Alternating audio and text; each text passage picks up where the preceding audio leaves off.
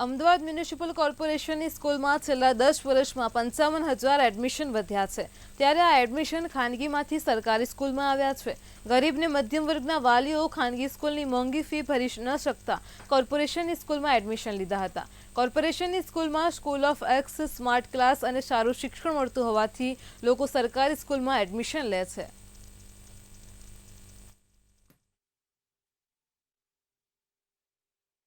અત્યારે જે હમણાં કન્યા કેળવણી મહોત્સવ અને શાળા પ્રવેશોત્સવ સંપન્ન થયો એમાં 30,000 કરતાં વધારે એડમિશન ધોરણ 1 અને બાલવાટિકાની અંદર થયા છે।